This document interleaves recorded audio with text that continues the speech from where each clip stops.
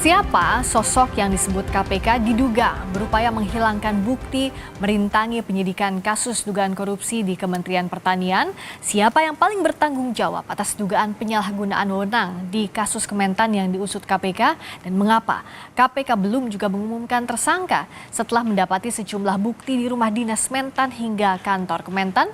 Kita bahas bersama Saud Situmorang, mantan komisioner KPK, dan juga sudah ada Almas Galia Putri, peneliti ICW. Selamat malam Pak Saud, Mbak Almas. Selamat malam. Malam, Mbak Fiska. Selamat malam, saya ke Pak Saud dulu. Kalau lihat kasus dugaan korupsi di Kementerian Pertanian, ini kan sudah ada penggeledahan dilakukan, sudah bahkan naik juga statusnya ke penyidikan, tapi yang jadi pertanyaan sampai sekarang tidak diumumkan saja tersangkanya. Apa yang Pak Saud amati dari ini? Ya, dimulai penyelidikan saja, jangankan penyidikan ya, di penyelidikan saja kalau saya selalu mengatakan pakai bahasa saya, by name, by address, by pasal, jelas ya. Sudah spesifik gitu ya Pak ya? Ya, udah spesifik, penyelidikan aja udah begitu, apalagi kemudian masuk ke penyidikan. Nah, persoalan kembali kan ini penyidik kan mereka sangat independen. Kapan dia nahan, kapan dia mulai menahan atau tidak, terus kemudian penggeledahan dan seterusnya sesuai dengan KUHAP itu kan diatur semuanya. Cuman yang menarik adalah kalau kita bicara manajemennya, jadi kan manajemennya jadi inefisien, jadi noisy gitu loh. Jadi kalau kita bicara KUHAP, ya sebaiknya modelnya memang bisa jadi tidak ditahan, tapi disebutkan siapanya orangnya. Ya. Kalau dulu kan kalau kita belajar dari kasus-kasus sebelumnya kan, Ya. walaupun itu sebenarnya tidak menahan itu punya resiko. Nah ini buktinya kan kemarin jadi noise, ada upaya penghilangan dan seterusnya. Ya. Yang paling baik sebenarnya begitu disebutkan karena ini kan extraordinary crime.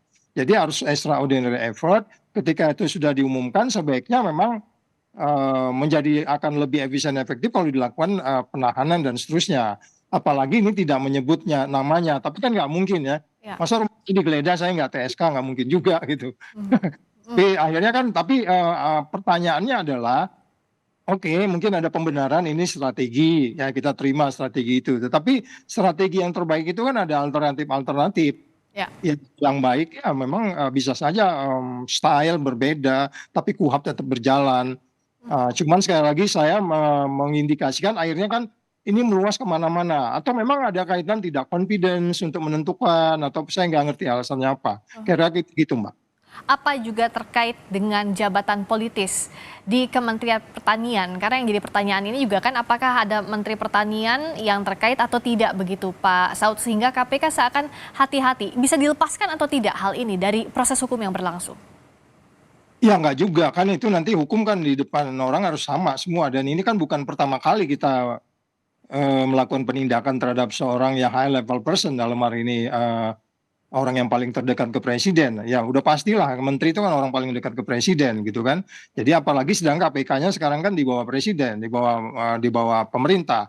Jadi sebenarnya semuanya itu menjadi lebih baik kalau kita pemerintah punya visi pemberantasan korupsi yang baik sehingga tidak melebar kemana-mana.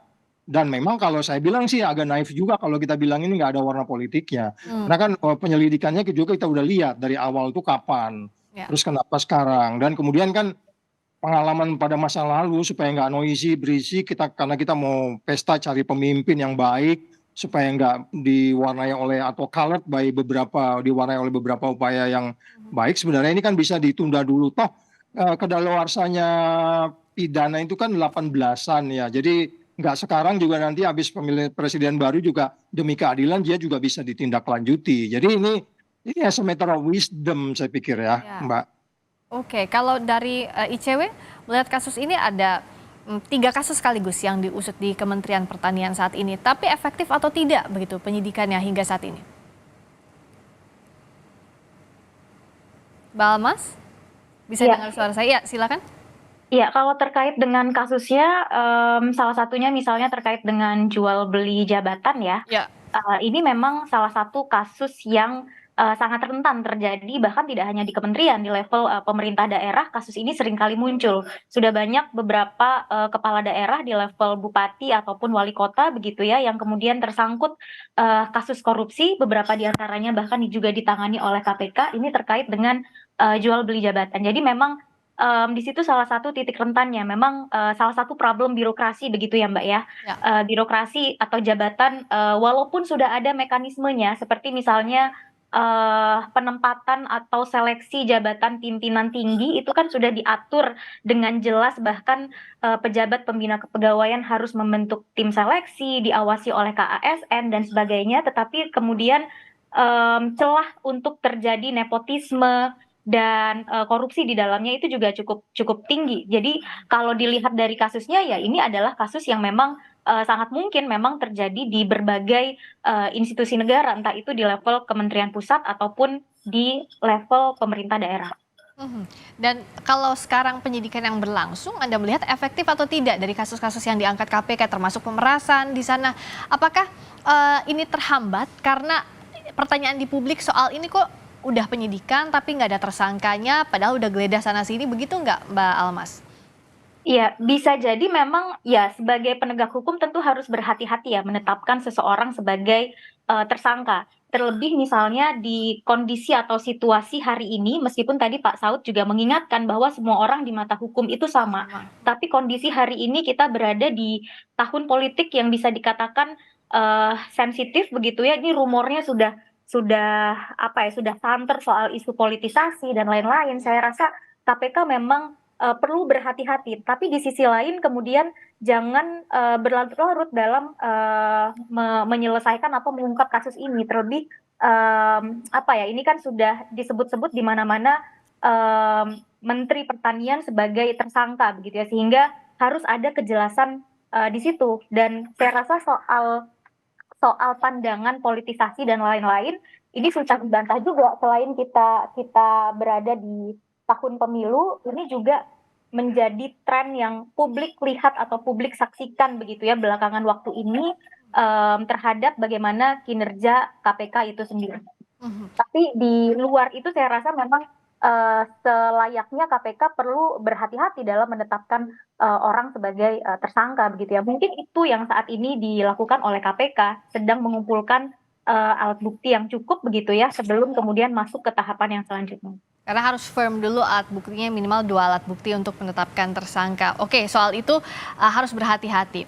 Pak Saud, tapi kalau bicara soal sekarang tadi juga menyambung Mbak Almas, menjawab berbagai rumor yang ada. Oke, berhati-hati, tapi jangan sampai rumor ini semakin berkembang sehingga banyak persepsi di muka publik, apalagi kalau dikaitkan sekarang sensitif di tahun politik.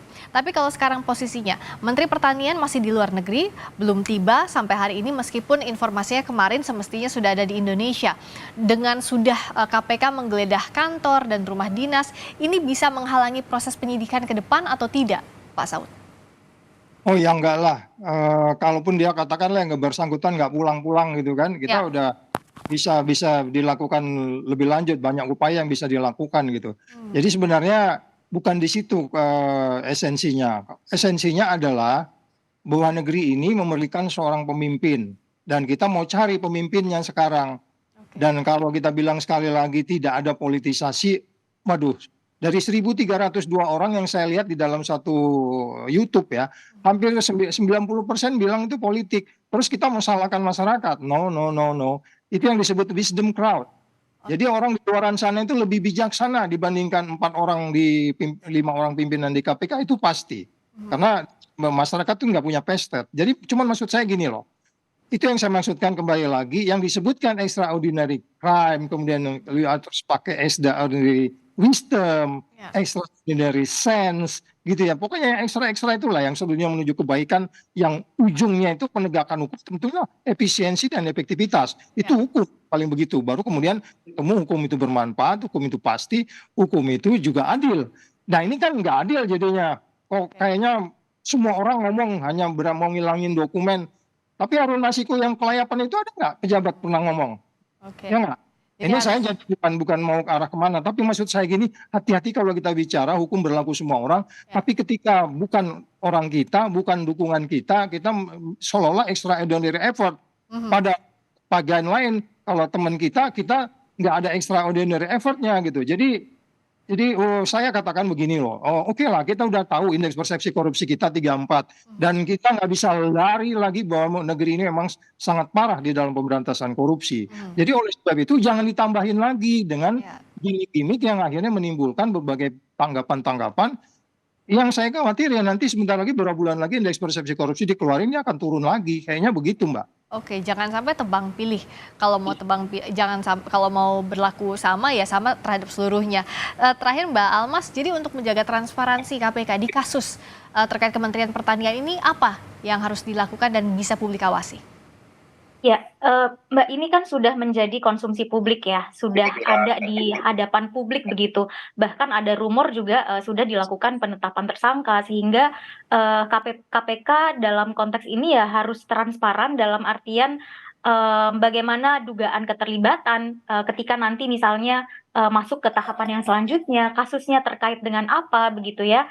Ini juga untuk menghindari persepsi atau asumsi paling tidak ya yang mulai muncul di publik bahwa penegakan hukum yang dilakukan oleh penegak hukum ini semacam dijadikan sebagai alat politik begitu ya untuk kepentingan pemilu 2024 misalnya. Sehingga KPK di sini perlu cermat, berhati-hati betul dalam memproses kasus-kasus khususnya yang melibatkan nama-nama besar atau high profile dari partai politik khususnya atau di level menteri dan lain-lain gitu. Iya, niatan dan nanti bagaimana praktiknya KPK menangani kasus ini akan bisa diawasi publik juga, ada unsur politis atau tidak, tapi yang jelas kalau tadi Pak Saud juga bilang equality before the law-nya harus dilaksanakan ya, the real equal ya, tidak tebang pilih sana sini. Terima kasih Pak Saud Situmorang, mantan komisioner KPK, dan juga Mbak Almas Galia Putri, peneliti ICW, telah bergabung di Sapa Indonesia Malam. Terima kasih.